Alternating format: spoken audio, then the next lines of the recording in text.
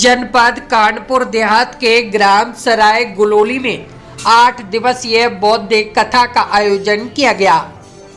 मुख्य रूप से कथावाचक कुमारी अर्चना बौद्ध, उनकी सहयोगी रजनी बौद्ध द्वारा बौद्धिक कथा का आयोजन किया गया, जिसमें दूर दराज के दर्जनों गांव के लोग हजारों की तादाद में एकत्रित रहे।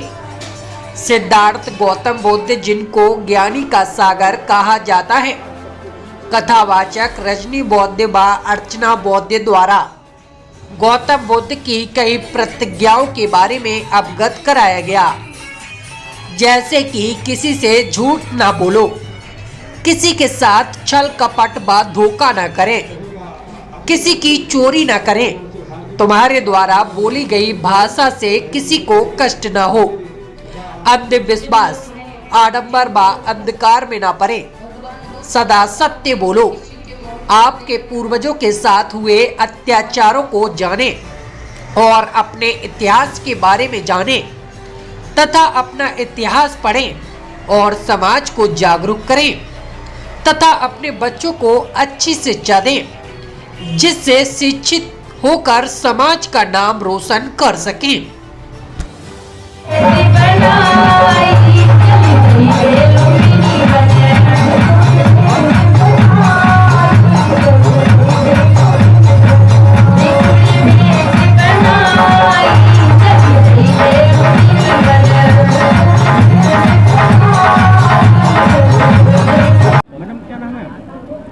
जी, मैं अर्चना बौद्ध, ग्राम गोहना और रैया से। ये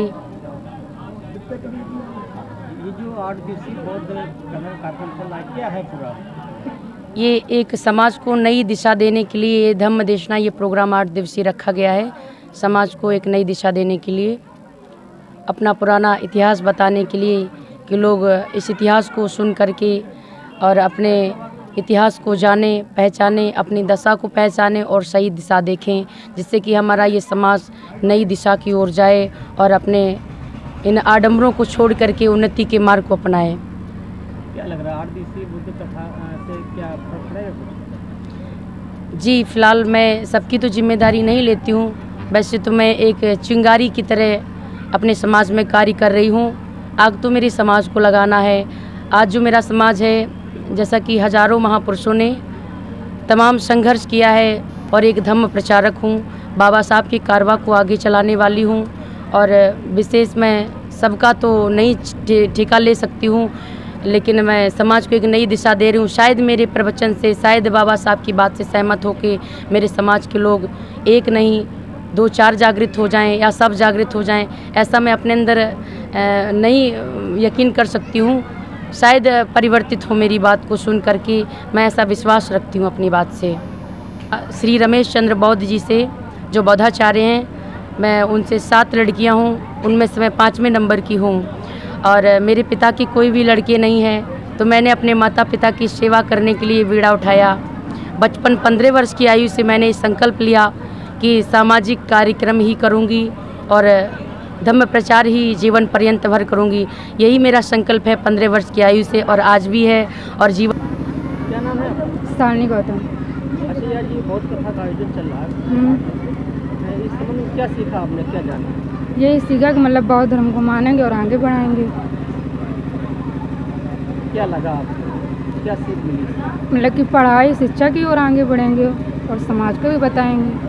कैसे बताएं समाज को, कैसे शिक्षा ग्रहण करें? मतलब जैसे जो बच्चे होते हैं वो इधर उधर घूमते हैं, मतलब उनको समझाएंगे यही कि पढ़ो और आगे अपने माँ बाप का नाम रोशन करो।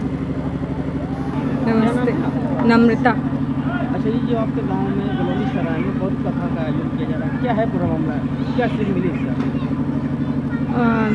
मतलब भीमराव अम्बेडकर जी ने हम लोगों के लिए जो किया है, हम लोगों की कास्ट के लिए सबको मतलब इक्वल पे लाए हैं लोगों को, और शिक्षा मतलब कोई लड़का हो या लड़की, शिक्षा सबके लिए ज़रूरी है और ऊंची मतलब सबको बराबर पे आने के लिए शिक्षा भी बहुत ज़रूरी है।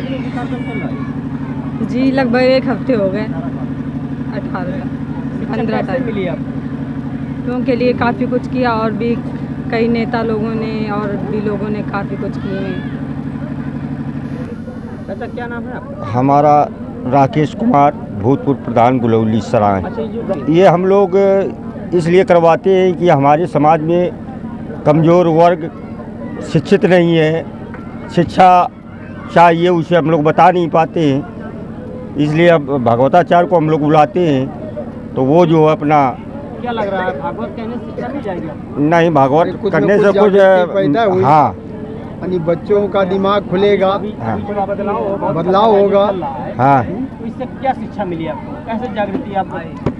नहीं, जागृति तो मिली, मतलब जो है बच्चे यानी ये जानते थे कि हमारे मतलब पुरखे क्या किस तरह से मुसीबत उठाई, आज वो किस तरह से आगे बाबा साहब के देन से आगे हुए। तो ये हमें शिक्षा तो मिली मतलब भागवत कराने से। राम लखन मेरा नाम है, गिरसी के रहने वाले हैं।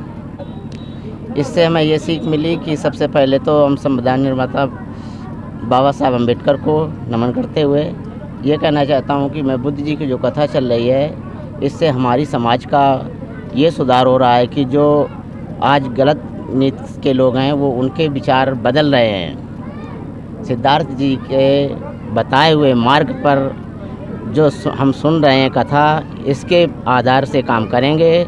हमारे सभी बच्चे आगे की पीढ़ी, नवयुवक इस दिशा को सही मार्ग पे चलने का काम करेंगे। सिद्धार्थ गौतम जी के क्या मूल मंत्र थे? सिद्धार्थ गौतम जी के मूल मंत्र ये थे कि कभी झूठ न बोलना, सही मार्ग पे चलना,